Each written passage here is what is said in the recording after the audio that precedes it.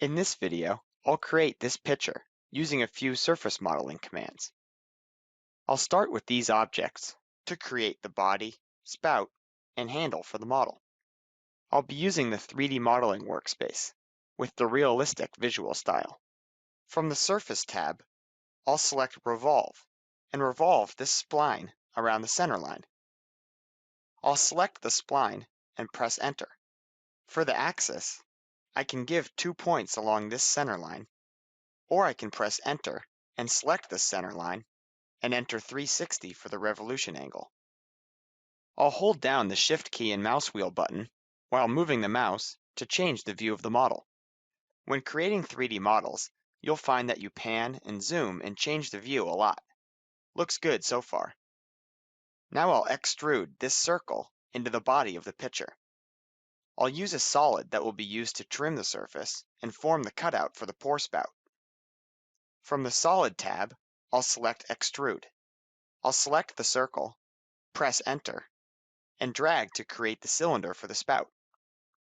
I want the cylinder to go into the body of the picture, but not through the bottom. Next, I'll subtract the spout from the body to trim the surface. I'll select Subtract and select the body of the picture and press Enter.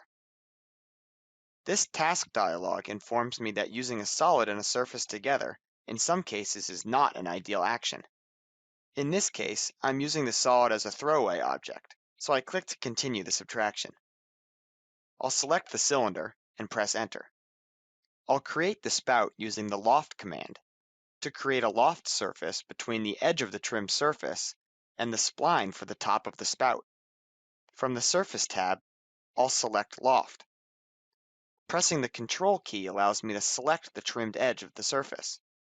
Now I'll select the top edge of the spout and press Enter to create the surface and Enter again to accept the defaults. Next, I'll use Sweep to create the handle of the picture. First, I'll select this object for the profile of the handle and press Enter, then the path I want the profile to follow. With the handle created, our picture is really starting to take shape. I'll use Trim to trim the handle flush with the body of the picture. I'll select the handle and press Enter, then the body of the picture for the cutting edge and press Enter. Now I'll select the piece of the handle inside the picture to trim. Our picture is really looking good, but we need to complete the bottom. I'll use Patch and select the edge of the picture and press Enter to create the bottom, and press Enter again to accept the defaults.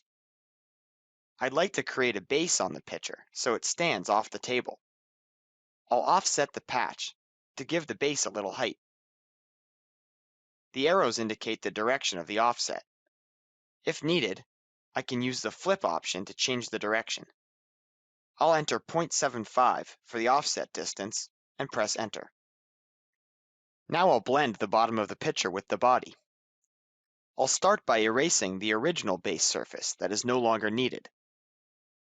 I'll select Blend and select the edge of the bottom surface as the first edge and press Enter, then the edge of the picture as the second edge and press Enter.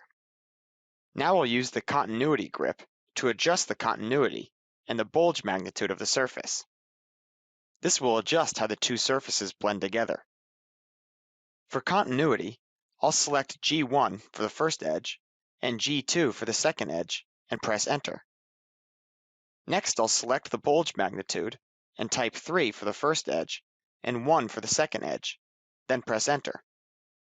This will give the base a nice taper. With just a few surface commands, I was able to create this nice looking model.